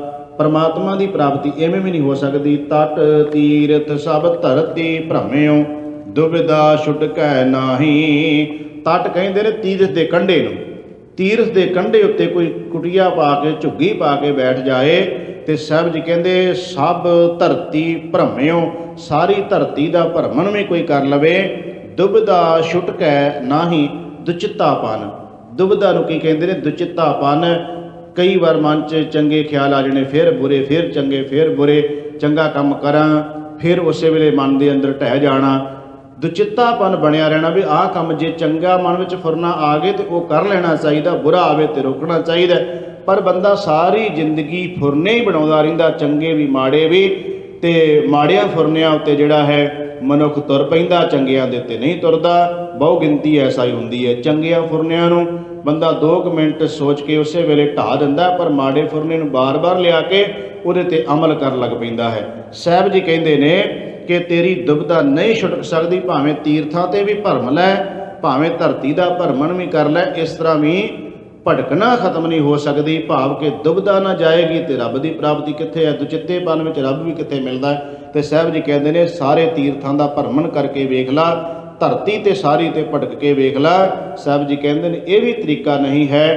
ਸਤਿਗੁਰੂ ਗਰੀਬ ਨਿਵਾਜ ਪਾਤਸ਼ਾਹ ਸੁਖਮਨੀ ਸਾਹਿਬ ਦੀ ਬਾਣੀ ਵਿੱਚ ਹੀ ਬਚਨ ਕਰਦੇ ਨੇ, ਜਾਪ ਤਾਪ ਗਿਆਨ ਸਭ ਧਿਆਨ, ਖਟ ਸ਼ਾਸਤਰ ਸਿਮਰਤ ਬਖਿਆਨ, ਜੋਗ ਅਭਿਆਸ ਕਰਮ ਧਰਮ ਕਰਿਆ, ਸਗਲ ਤਿਆਗ ਬਨ ਮਦੇ ਫਿਰਿਆ, ਅਨਕ ਪ੍ਰਕਾਰ ਕੀਏ ਬਹੁ ਜਤਨਾ, ਪੁੰਨ ਦਾਨ ਹੋਮੈ ਬਹੁ ਰਤਨਾ, ਸਰੀਰ ਕਟਾਏ ਹੋਮੈ ਕਰ ਰਾਤੀ, ਵਰਤ ਨੇਮ ਕਰੇ ਬਹੁ ਭਾਤੀ, ਨਹੀਂ ਤੁਲ ਰਾਮ ਨਾਮ ਵਿਚਾਰ, ਨਾਨਕ ਗੁਰਮੁਖ ਨਾਮ ਜਪੀਐ ਇੱਕ ਬਾਰ। ਉਹਦੇ ਵਿੱਚ ਸਾਰੇ ਕਰਮ ਕਾਂਡਾਂ ਦਾ ਜ਼ਿਕਰ ਕਰਤਾ ਗੁਰੂ ਸਾਹਿਬ ਨੇ। ਕਹਿੰਦੇ ਪਰਮਾਤਮਾ ਦੇ ਨਾਮ ਤੋਂ ਬਿਨਾਂ ਇਹ ਸਾਰੇ ਕਰਮ ਕਾਂਡ ਫੋਕਟ ਨੇ। ਤੋ ਸਾਹਿਬ ਜੀ ਕਿਰਪਾ ਕਰਦੇ ਨੇ, ਧਰਤੀ ਦਾ ਤੇ ਤੀਰਥਾਂ ਦਾ ਭਰਮਣ ਕਰਨ ਨਾਲ ਵੀ ਦੁਬਿਧਾ ਨਹੀਂ ਜਾਂਦੀ। ਮਨ ਕਾਮਨਾ ਤੀਰਥ ਜਾਏ ਬਸਿਓ, ਸਿਰ ਕਰਵਤ ਧਰਾਏ। ਬਨਾਰਸ ਦੇ ਵਿੱਚ ਇੱਕ ਆਰਾ ਲਾਇਆ ਹੋਇਆ ਸੀ, ਜਿੱਥੇ ਪੁਜਾਰੀ ਇਹ ਕਹਿੰਦਾ ਸੀ ਕਿ ਜਿਹੜਾ ਬੰਦਾ ਸਵਰਗਰ ਜਾਣਾ ਚਾਹੁੰਦਾ ਉਹ ਸਾਰਾ ਕੁਝ ਆਪਣਾ ਦਾਨ ਪੁੰਨ ਸਾਨੂੰ ਕਰਕੇ ਜੋ ਕੁਝ ਉਹਦੇ ਕੋਲੇ ਹੈ ਉਹ ਸਾਰਾ ਕੁਝ ਪੰਡਤ ਨੂੰ ਦੇ ਦੇਵੇ ਤੇ ਆਰੇ ਥੱਲੇ ਆਪਣਾ ਸਰੀਰ ਦੋਫਾੜ ਕਰਵਾ ਦੇਵੇ, ਸਿੱਧਾ ਸਵਰਗ ਚਲੇ ਜਾਏਗਾ। ਸਾਹਿਬ ਜੀ ਨੇ ਕਿਹਾ ਇਹ ਵੀ ਤਰੀਕਾ ਜਿਹੜਾ ਸੀ ਰੱਬ ਦੀ ਪ੍ਰਾਪਤੀ ਵਾਸਤੇ ਠੀਕ ਨਹੀਂ। ਤੇ ਜਦੋਂ ਅਸੀਂ ਭਾਈ ਮਤੀ ਦਾਸ ਦੀ ਗੱਲ ਕਰਦੇ, ਆਰੇ ਦਾ ਦੋਫਾੜ ਤੇ ਭਾਈ ਮਤੀ ਦਾਸ ਦੇ ਵੀ ਹੋਏ, ਪਰ ਆਰੇ ਦਾ ਦੋਫਾੜ ਭਾਈ ਮਤੀ ਦਾਸ ਦੇ ਹੋਏ, ਅਸੀਂ ਉਹਨਾਂ ਨੂੰ ਯਾਦ ਕਰਦੇ ਹਾਂ। ਇੱਥੇ ਗੁਰੂ ਸਾਹਿਬ ਜੀ ਕਹਿੰਦੇ ਨੇ ਆਰੇ ਨਾਲ ਚਰਾਉਣ ਨਾਲ ਰੱਬ ਨਹੀਂ ਮਿਲ ਜਾਂਦਾ। ਇਹਦਾ ਮਤਲਬ ਹੈ ਕਿ ਭਾਈ ਮਤੀ ਦਾਸ ਸਿੱਖੀ ਸਿਦਕ ਨੂੰ ਨਿਭਾ ਰਿਹਾ ਹੈ ਤਾਂ ਆਰੇ ਨਾਲ ਚੀਰਿਆ ਜਾ ਰਿਹਾ। ਜਿਹੜਾ ਬਨਾਰਸ ਵਿੱਚ ਜਾ ਰਿਹਾ ਹੈ ਉਹ ਸਵਰਗਾਂ ਦੇ ਲਾਲਚ ਕਰਕੇ ਆਪਣੇ ਆਪ ਨੂੰ ਕਟਾ ਰਿਹਾ ਵੀ ਮੈਂ ਸਵਰਗ ਜਾਣਾ ਹੈ। ਉਹ ਸਾਰਾ ਕੁਝ ਇੱਕ ਕਰਮਕਾਂਡ ਦੇ ਆਧਾਰ ਤੇ ਹੈ। ਇੱਧਰ ਕਰਮਕਾਂਡ ਨਹੀਂ, ਇੱਧਰ ਤਾਂ ਸਿੱਖੀ ਸਿਦਕ ਨੂੰ ਨਿਭਾਉਣ ਵਾਲਾ ਸਿੱਖ ਹੈ। ਸੋ ਇਹ ਸਮਝਣਾ ਵੀ ਜ਼ਰੂਰੀ ਹੈ। ਸਾਹਿਬ ਜੀ ਕਹਿੰਦੇ ਨੇ ਮਨ ਕਾਮਨਾ, ਮਨ ਵਿੱਚ ਕਾਮਨਾ ਆ ਗਈ ਕਿਹੜੀ? ਤੀਰਥ ਜਾਏ ਬਸਿਓ, ਮੈਂ ਤੀਰਥ ਫਲਾਣੇ ਤੇ ਜਾ ਕੇ ਆਪਣਾ ਟਿਕਾਣਾ ਬਣਾ ਲੈਣਾ ਹੈ, ਜਾਂ ਬਨਾਰਸ ਵਿੱਚ ਜਾ ਕੇ ਆਪਣਾ ਤਨ ਕਟਵਾ ਲੈਣਾ ਹੈ ਸਵਰਗ ਜਾਣ ਲਈ। ਇਹ ਵੀ ਤਰੀਕਾ ਗੁਰੂ ਸਾਹਿਬ ਜੀ ਕਹਿੰਦੇ ਠੀਕ ਨਹੀਂ ਹੈ। ਮਨ ਕੀ ਮੈਲ ਨਾ ਉਤਰੈ ਇਹ ਬਿਦ ਜੇ ਲੱਖ ਯਤਨ ਕਰਾਏ। ਇੱਦਾਂ ਦੇ ਲੱਖਾਂ ਯਤਨ ਕਰ ਲਵੇ ਕੋਈ ਜੀਵ ਤੇ ਮਨ ਦੀ ਮੈਲ ਸਾਹਿਬ ਜੀ ਕਹਿੰਦੇ ਨਹੀਂ ਉਤਰ ਸਕਦੀ। ਹੁਣ ਸਤਿਗੁਰੂ ਗਰੀਬ ਨਿਵਾਜ ਪਾਤਸ਼ਾਹ ਮਹਾਰਾਜ ਜੀ ਅੱਗੇ ਚੌਥੇ ਬੰਦ ਵਿੱਚ ਕਿਰਪਾ ਕਰਦੇ ਨੇ, ਕਨਕ ਕਾਮਨੀ ਹੈ ਵਰ ਗੈਵਰ ਬਹੁ ਬਿਦ ਦਾਨ ਦਾਤਾਰਾ। ਸਾਹਿਬ ਜੀ ਕਹਿੰਦੇ ਨੇ ਕਨਕ ਕਾਮਨੀ, ਕਨਕ ਕਹਿੰਦੇ ਨੇ ਸੋਨੇ ਨੂੰ, ਕਾਮਨੀ ਕਹਿੰਦੇ ਇਸਤਰੀ ਨੂੰ, ਹੈਵਰ ਗੈਵਰ ਹਾਥੀ ਤੇ ਘੋੜੇ, ਇਹ ਵੀ ਕੋਈ ਜੀਵ ਦਾਨ ਕਰ ਦੇਵੇ। ਇੱਥੇ ਕਾਮਨੀ ਤੋਂ ਭਾਵ ਇਹ ਹੈ ਕਿ ਜਦੋਂ ਬਨਾਰਸ ਵਿੱਚ ਲੋਕ ਆਪਣਾ ਤਨ ਕਟਵਾਉਣ ਵਾਸਤੇ ਜਾਂਦੇ ਸੀ ਤੇ ਸੋਨਾ ਚਾਂਦੀ ਜਿੱਥੇ ਪੈਸਾ ਧਨ ਦੌਲ ਦਿੰਦੇ ਸੀ, ਉੱਥੇ ਆਪਣੀ ਇਸਤਰੀ ਨੂੰ ਵੀ ਸ਼ਿੰਗਾਰ ਕੇ ਗਹਿਣਿਆਂ ਦੇ ਨਾਲ ਪੁਜਾਰੀ ਨੂੰ ਇਹ ਵੀ ਦਾਨ ਵਿੱਚ ਦੇ ਦਿੰਦੇ ਸਨ। ਇਹੋ ਜਿਹੇ ਕਰਮ ਕਾਂਡ ਉਦੋਂ ਹੁੰਦੇ ਸੀ। ਤੇ ਸਾਹਿਬ ਨੇ ਕਹਿ ਦਿੱਤਾ ਇਹ ਸਾਰੇ ਦੇ ਸਾਰੇ ਜੇ ਕੋਈ ਇਸ ਤਰ੍ਹਾਂ ਦੇ ਦਾਨ ਪੁੰਨ ਕਰਦਾ ਹੈ ਤੇ ਧੰਨ ਸ਼੍ਰੀ ਗੁਰੂ ਅਰਜਨ ਦੇਵ ਜੀ ਕਹਿੰਦੇ ਨੇ ਸੋਨਾ, ਕਾਮਨੀ, ਘੋੜੇ, ਹਾਥੀ, ਇਹ ਦਾਨ ਵੀ ਕੋਈ ਕਰੇ ਤੇ ਅਗਲੀ ਪੰਕਤੀ ਵਿੱਚ ਕਹਿ ਦਿੱਤਾ ਅੰਨ ਬਸਤਰ, ਅੰਨ ਤੋਂ ਭਾਵ ਅਨਾਜ, ਬਸਤਰ ਕੱਪੜੇ, ਬਹੁ ਅਰਪੈ ਨਹਿ ਮਿਲੀਏ ਹਰ ਦੁਆਰਾ। ਹੁਣ ਸਤਿਗੁਰੂ ਗਰੀਬ ਨਿਵਾਜ ਪਾਤਸ਼ਾਹ ਮਹਾਰਾਜ ਜੀ ਇੱਥੇ ਇਹ ਨਹੀਂ ਕਿ ਰੋਕਦੇ ਹੈ ਕਿ ਸਾਨੂੰ ਇਹ ਕਹਿੰਦੇ ਆ ਕਿ ਕਿਸੇ ਗਰੀਬ ਨੂੰ ਬਸਤਰ ਨਾ ਦਿਓ ਜੇ, ਕਿਸੇ ਭੁੱਖੇ ਨੂੰ ਅਨਾਜ ਨਾ ਦਿਓ ਜੇ। ਇੱਥੇ ਰੋਕਣ ਦੀ ਗੱਲ ਨਹੀਂ, ਇੱਥੇ ਕਰਮ ਕਾਂਡਾਂ ਦਾ ਜ਼ਿਕਰ ਆ ਰਿਹਾ ਕਿ ਬੰਦਾ ਕਰਮ ਕਾਂਡ ਕਰ ਰਿਹਾ ਹੈ, ਜਿਹੜਾ ਤਰੀਕਾ ਅਪਣਾ ਰਿਹਾ ਸਵਰਗਾਂ ਵਾਸਤੇ ਜਾਂ ਰੱਬ ਦੀ ਪ੍ਰਾਪਤੀ ਵਾਸਤੇ। ਸਾਹਿਬ ਜੀ ਕਹਿੰਦੇ ਨਹੀਂ, ਇਸ ਢੰਗ ਨਾਲ ਤਰੀਕੇ ਨਾਲ ਕੀਤੇ ਹੋਇਆ ਦਾਨ ਪੁੰਨ ਕਿਸੇ ਲਾਲਚ ਦੇ ਅਧੀਨ ਕਿ ਕੁਝ ਇਹਦੇ ਨਾਲ ਸਾਨੂੰ ਰੱਬ ਦੀ ਪ੍ਰਾਪਤੀ ਹੋ ਜਾਏਗੀ, ਸਾਹਿਬ ਜੀ ਕਹਿੰਦੇ ਉਹਦੇ ਵਿੱਚ ਇਹ ਚੀਜ਼ ਦਾ ਕੋਈ ਲਾਭ ਨਹੀਂ ਹੈ। ਕਿਉਂਕਿ ਤੂੰ ਕੋਈ ਦਾਤਾ ਥੋੜਾ ਹੈ ਵੀ ਅੰਨ ਬਸਤਰ ਕਿਸੇ ਨੂੰ ਦੇ ਰਿਹਾ, ਤੂੰ ਦਾਤਾ ਬਣ ਕੇ ਬਹਿ ਗਿਆ। ਸਾਹਿਬ ਜੀ ਕਹਿੰਦੇ ਤਾਂ ਮਾਲਕ ਦੀ ਚੀਜ਼ ਹੈ, ਤਾਈਓ ਸਿੱਖ ਜਗਤ ਅੰਦਰ ਇਹਨੂੰ ਦਾਨ ਪੁੰਨ ਨਹੀਂ ਕਿਹਾ ਜਾਂਦਾ, ਇਹਨੂੰ ਕਿਹਾ ਜਾਂਦਾ ਦਸਵੰਧ, ਇਹਨੂੰ ਕਿਹਾ ਜਾਂਦਾ ਭੇਟਾ। ਸਿੱਖ ਧਰਮ ਅੰਦਰ ਭੇਟਾ ਤੇ ਦਸਵੰਧ ਸ਼ਬਦ ਵਰਤਿਆ ਜਾਂਦਾ ਹੈ। ਭੇਟਾ ਦਸਵੰਧ ਦਾ ਮਤਲਬ ਹੁੰਦਾ ਹੈ ਕਿ ਜੋ ਗੁਰੂ ਦੇ ਨਿਮਿਤ ਜੋ ਗੁਰੂ ਨੇ ਦਿੱਤਾ ਸੀ ਉਹਦੇ ਵਿੱਚੋਂ ਹੀ ਉਹਨੂੰ ਦੇ ਰਹੇ ਆ, ਆਪਣੇ ਕੋਲੋਂ ਕੁਝ ਨਹੀਂ ਦਿੱਤਾ ਜਾ ਰਿਹਾ। ਤਾਂ ਇੱਥੇ ਇਹ ਚੀਜ਼ਾਂ ਪ੍ਰਵਾਨ ਨੇ। ਜੇ ਇੱਥੇ ਵੀ ਕੋਈ ਦਾਨ ਪੁੰਨ ਦੇ ਤੌਰ ਤੇ ਆਉਂਦਾ ਹੈ ਦਾਤਾ ਬਣ ਕੇ, ਉਹਨੂੰ ਗੁਰੂ ਸਾਹਿਬ ਮੂਰਖ ਦਾ ਦਰਜਾ ਦਿੰਦੇ ਨੇ। ਸਾਹਿਬ ਕਹਿੰਦੇ ਜੇ ਕੋ ਹੋਏ ਬਹਿ ਦਾਤਾਰ ਤਿਸ ਦੇਨਹਾਰ ਜਾਣੈ ਗਵਾਰ। ਤਾਂ ਸਤਿਗੁਰੂ ਕਹਿੰਦੇ ਇਹ ਵੀ ਢੰਗ ਤਰੀਕਾ ਜਿਹੜਾ ਠੀਕ ਨਹੀਂ ਸੀ ਕਿ ਮਨੁੱਖ ਦਾਨ ਪੁੰਨ ਦੇ ਨਾਲ ਜੇ ਕਵੇ ਕੋ ਰੱਬ ਦੀ ਪ੍ਰਾਪਤੀ ਹੈ, ਤਾਂ ਸਾਹਿਬ ਜੀ ਕਹਿੰਦੇ ਰੱਬ ਦੀ ਹਰੀ ਦਾ ਦੁਆਰਾ ਇਸ ਢੰਗ ਨਾਲ ਵੀ ਨਹੀਂ ਮਿਲ ਸਕਦਾ। ਸਤਿਗੁਰੂ ਪੰਜਵੇਂ ਬੰਦ ਵਿੱਚ ਕਿਰਪਾ ਕਰਦੇ ਨੇ, ਪੂਜਾ ਅਰਚਾ ਬੰਧਨ ਡੰਡੌਤ ਖਟ ਕਰਮਾ ਰਤ ਰਹਿਤਾ। ਸਾਹਿਬ ਜੀ ਕਹਿੰਦੇ ਮਨੁੱਖ ਤਰ੍ਹਾਂ ਤਰ੍ਹਾਂ ਦੀਆਂ ਪੂਜਾ ਕਰਦਾ ਹੈ, ਤਰ੍ਹਾਂ ਤਰ੍ਹਾਂ ਦੀ ਬੰਧਨ ਡੰਡੌਤ ਕਰਦਾ ਹੈ। ਸਾਹਿਬ ਜੀ ਕਹਿੰਦੇ ਨੇ ਪਰ ਹੋਇਆ ਕਿ ਸਤਿਗੁਰੂ ਗਰੀਬ ਨਿਵਾਜ ਪਾਤਸ਼ਾਹ ਮਹਾਰਾਜ ਜੀ ਕਹਿੰਦੇ ਨੇ ਜੇ ਕੋਈ ਮਨੁੱਖ ਪੂਜਾ ਅਰਚਾ ਦਾ ਭਾਵ ਹੈ ਲਿਆ ਕੇ ਤਰ੍ਹਾਂ ਤਰ੍ਹਾਂ ਦੀਆਂ ਸੁਗੰਧੀਆਂ ਲੈ ਕੇ ਆਉਂਦਾ ਹੈ, ਤਰ੍ਹਾਂ ਤਰ੍ਹਾਂ ਦੀਆਂ ਚੀਜ਼ਾਂ ਭੇਟਾ ਕਰਦਾ ਹੈ, ਤੇ ਸਾਹਿਬ ਜੀ ਕਹਿੰਦੇ ਨੇ ਜਿਵੇਂ ਮੂਰਤੀ ਦੇ ਅੱਗੇ ਕੋਈ ਦੁੱਧ ਲਿਆ ਕੇ ਰੱਖਦਾ ਹੈ, ਕੋਈ ਚੰਦਨ ਲਿਆ ਕੇ ਰੱਖਦਾ ਹੈ, ਕੋਈ ਧੂਫ ਅਗਰਬੱਤੀ ਕਰਦਾ ਹੈ। ਸਾਹਿਬ ਜੀ ਕਹਿੰਦੇ ਨੇ ਵੀ ਇਹ ਜਿਹੜਾ ਢੰਗ ਤਰੀਕਾ ਹੈ ਨਾ ਪੂਜਾ ਦਾ ਕਰਨਾ, ਸਤਿਗੁਰੂ ਗਰੀਬ ਨਿਵਾਜ ਪਾਤਸ਼ਾਹ ਮਹਾਰਾਜ ਜੀ ਕਹਿੰਦੇ ਨੇ ਇਹ ਤਰੀਕਾ ਵੀ ਅਸਲ ਵਿੱਚ ਰੱਬ ਦੀ ਪ੍ਰਾਪਤੀ ਵਾਸਤੇ ਨਹੀਂ ਹੈ। ਕਿਉਂਕਿ ਹਉ ਹਉ ਕਰਤ ਬੰਧਨ ਮੈਂ ਪਰਿਆ ਨਾ ਮਿਲੀਏ ਜੁਗਤਾ, ਉੱਥੇ ਵੀ ਹਉ ਹਉ ਵੱਧ ਜਾਂਦੀ ਹੈ, ਉੱਥੇ ਵੀ ਹਉਮੈ ਵੱਧ ਜਾਂਦੀ ਹੈ। ਸਾਹਿਬ ਜੀ ਕਹਿੰਦੇ ਹਉਮੈ ਹੀ ਤੇ ਖਤਮ ਕਰਨੀ ਹੈ। ਤੇ ਇਹਨਾਂ ਦਾਨ ਪੁੰਨ ਪੂਜਾ ਦੇ ਵਿੱਚ ਵੀ ਜੇ ਹਉਮੈ ਹੀ ਵੱਧ ਗਈ ਤੇ ਇਸ ਤਰ੍ਹਾਂ ਵੀ ਵਾਹਿਗੁਰੂ ਪਰਮਾਤਮਾ ਇਹ ਜੁਗਤਾ ਦਾ ਮਤਲਬ ਹੈ ਇਹ ਜੁਗਤੀ ਇਹ ਢੰਗ ਵੀ ਪ੍ਰਭੂ ਪਰਮਾਤਮਾ ਦੀ ਪ੍ਰਾਪਤੀ ਵਾਸਤੇ ਠੀਕ ਨਹੀਂ ਹੈ। ਸਾਹਿਬ ਕਹਿੰਦੇ ਨੇ ਛੇਵੇਂ ਬੰਦ ਵਿੱਚ ਜੋਗ ਸਿੱਧ ਆਸਨ 84 ਇਹ ਵੀ ਕਰ ਰਹੇ ਆ। ਜੋਗੀਆਂ ਵਾਲੇ 84 ਆਸਨ ਜਿਹੜੇ ਨੇ ਉਹ ਕੋਈ ਕਰਕੇ ਵੇਖ ਲਵੇ ਤੇ ਸ੍ਰੀ ਗੁਰੂ ਅਰਜਨ ਦੇਵ ਜੀ ਕਹਿੰਦੇ ਨੇ ਉਹਨਾਂ ਜੋਗੀਆਂ ਵਾਲੇ 84 ਆਸਨ ਕਰਨ ਨਾਲ ਵੀ ਰੱਬ ਤਾਂ ਨਹੀਂ ਮਿਲਿਆ, ਪਰ ਹੋਇਆ ਕਿ ਵੱਡੀ ਆਰਜਾ ਫਿਰ ਜਨਮੇ। ਜੋਗੀਆਂ ਨੇ ਆਪਣੇ ਸਵਾਸ ਰੋਕ ਕੇ ਆਪਣੀ ਆਰਜਾ ਉਮਰਤਾ ਵਧਾ ਲਈ, ਸਵਾਸਾਂ ਨੂੰ ਰੋਕ ਲਿਆ ਤੇ ਲੰਮੀਆਂ ਲੰਮੀਆਂ ਉਮਰਾਂ ਵਧਾ ਲਈਆਂ। ਸਾਹਿਬ ਜੀ ਕਹਿੰਦੇ ਇੱਕ ਕੰਮ ਹੋ ਗਿਆ ਵੱਡੀ ਆਰਜਾ, ਉਮਰ ਵੱਧ ਗਈ ਪਰ ਫਿਰ ਜਨਮ ਹੈ, ਜਨਮ ਮਰਨ ਤਾਂ ਫਿਰ ਉਸੇ ਤਰ੍ਹਾਂ ਹੀ ਬਣਿਆ ਰਿਹਾ। ਫਿਰ ਉਮਰ ਵਧਾਉਣ ਦਾ ਕੀ ਲਾਭ ਹੋਇਆ, ਉਮਰ ਵੱਡੀ ਕਰਨ ਦਾ ਕੀ ਫਾਇਦਾ ਹੋਇਆ ਜੇ ਜਨਮ ਮਰਨ ਹੀ ਨਹੀਂ ਖਤਮ ਹੋਇਆ। ਤੇ ਸਾਹਿਬ ਕਹਿੰਦੇ ਹਰਿ ਸਿਉ ਸੰਗ ਨਾ ਗਹਿਆ, ਹਰੀ ਪਰਮਾਤਮਾ ਵਾਹਿਗੁਰੂ ਦੀ ਪ੍ਰਾਪਤੀ ਤਾਂ ਫਿਰ ਵੀ ਨਾ ਹੋਈ। ਤੇ ਗਰੀਬ ਨਿਵਾਜ ਪਾਤਸ਼ਾਹ ਮਹਾਰਾਜ ਜੀ 7ਵੇਂ ਬੰਦ ਵਿੱਚ ਕਿਰਪਾ ਕਰਦੇ ਨੇ, ਰਾਜ ਲੀਲਾ ਰਾਜਨ ਕੀ ਰਚਨਾ ਕਰਿਆ ਹੁਕਮ ਹਾਰਾ। ਜੇ ਕੋਈ ਇਹ ਕਵੇ ਮੈਂ ਰਾਜਾ ਬਣ ਕੇ ਤੇ ਮੇਰਾ ਜਿਹੜਾ ਹੁਕਮ ਹੈ ਸਾਰੇ ਚੱਲੇ ਤੇ ਉਸ ਹੁਕਮ ਤੋਂ ਕੋਈ ਆਕੀ ਨਾ ਹੋਵੇ। ਅਫਾਰਾ ਦਾ ਮਤਲਬ ਹੈ ਜਿਹੜੀ ਗੱਲ ਕਹਿ ਦਿੱਤੀ ਕੋਈ ਉਹਦੇ ਤੇ ਕਿੰਤੂ ਨਾ ਕਰੇ, ਮੇਰਾ ਹੁਕਮ ਜਿਹੜਾ ਹੈ ਸਾਰੇ ਲੋਕ ਮੰਨਣ। ਤੇ ਸ੍ਰੀ ਗੁਰੂ ਅਰਜਨ ਦੇਵ ਜੀ ਕਹਿੰਦੇ ਜੇ ਤੂੰ ਰਾਜਾ ਬਣ ਕੇ ਹੁਕਮ ਵੀ ਕਰਨ ਲੱਗ ਪਵੇਂ ਤੇ ਲੋਕ ਮੰਨ ਲਓ ਤੇਰਾ ਹੁਕਮ ਮੰਨਣ ਵੀ ਲੱਗ ਪੈਣ ਤੇ ਇਹਦੇ ਵਿੱਚ ਰੱਬ ਦੀ ਪ੍ਰਾਪਤੀ ਤਾਂ ਕੋਈ ਨਾ ਹੋਈ।